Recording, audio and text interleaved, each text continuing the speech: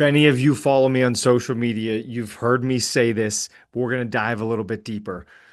What is killing you and your family? What is killing you and your family? Here's one thing: debt in general. Debt, whether it is student loan, car loan, personal loan, and the one we're going to hone in on today, credit card debt, is killing Americans. It's killing Americans. And I'm going to go into some detail behind it and back it with some numbers. First off, if you think credit cards are your friend, please think again.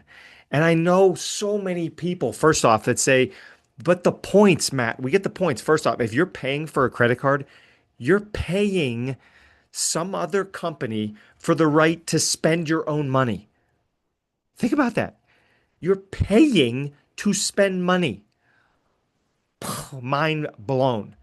These credit card companies are not your friends. These point systems that they have, first off, they're so confusing. It's insane. You have to spend tens and tens of thousands of dollars and calculate these points and switch that over here and spend hours and hours and hours that if you would have just driven Uber for those hours, you probably would have made more money and been able to buy a plane ticket versus trying to finagle the system and figure out all these points and how they work. Well, Matt, why get cash back and all that? We'll get into that on how they get you there. First off, there's arenas named after these credit card companies. Arenas. Do you know how many millions, if not billions of dollars that costs to do that? Do you think they're making all that money off of people that are just paying their balance every month and not really spending much money? And they're giving away all these free points. They're probably not even making that much money. They're making an insane amount of money. How many commercials and billboards and buildings with the names of these credit card companies and arenas and stadiums? They're making money constantly on people like you and me. How about this one? There's a lot of studies showing this, and I did the research right before this episode. Over half of Americans have a credit card balance. Over half. That interest rate can be anywhere from the high teens up into the 30s. Up into the 30s. And here's the thing, the points, this is why my wife and I do not have credit cards. Absolutely not. Insane.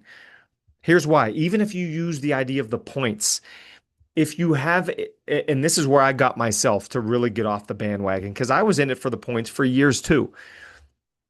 And I paid the balance off every month as well. And then I'm getting the quote unquote free stuff, the points, whatever, right? Even if it does work, who's paying for my points? The people who cannot afford to pay their credit card bill, that's who's paying for them.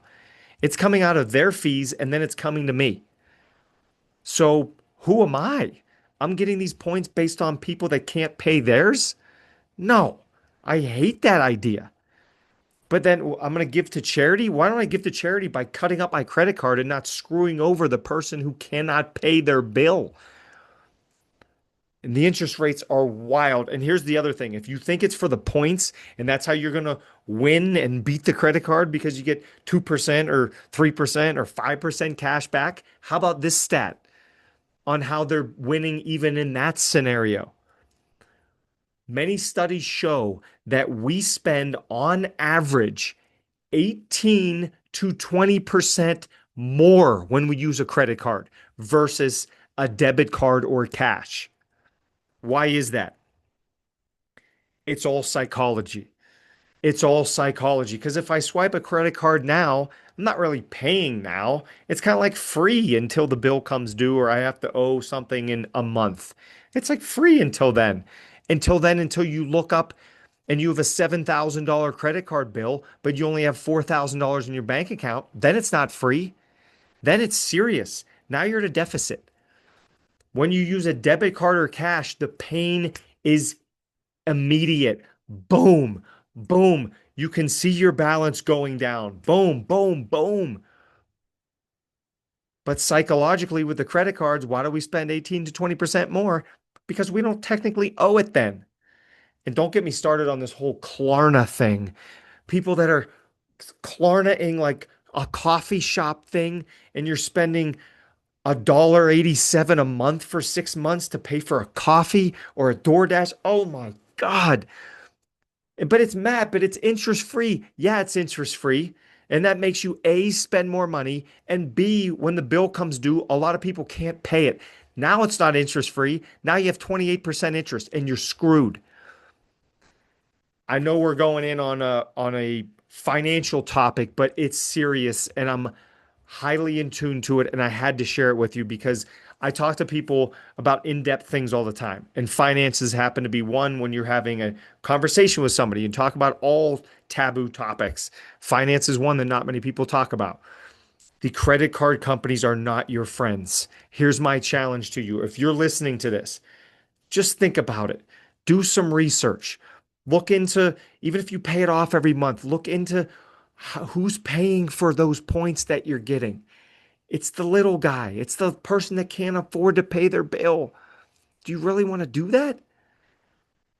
And here's the other one. If you have and you're in credit card debt, I took a job up in Boston years ago, so 2007, 2008. I was making like $1,500 a month. My rent and fixed costs were like $900 a month. I didn't have much margin. I had to live on nothing. Every night, I legitimately had spaghetti. I would buy the cheapest stuff, but I'd still get my veggies, but I would buy very inexpensive things, oats, bananas, the cheapest veggie, spaghetti. All I'm saying is I did whatever I could to get myself out of debt and never get into debt again. And sometimes it takes a little more intensity. It takes some extreme cutting of expenses. It takes finding ways to lower costs. I'll give you, if you want to do one thing, do this. Write down for 1 month everything you spend money on. You will be shocked. And make sure you check your credit card statement too.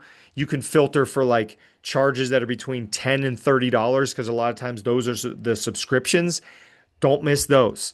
Check your credit card, check your debit card statement.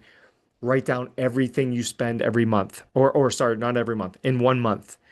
You will be shocked.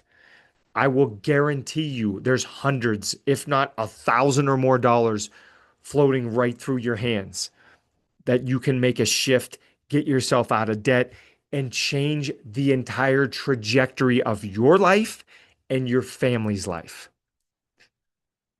I love you. I want you to win. I don't want you to be in debt. I don't want you to have this anchor tied to your leg that's sucking you down and stopping you from financial freedom because it's massively important.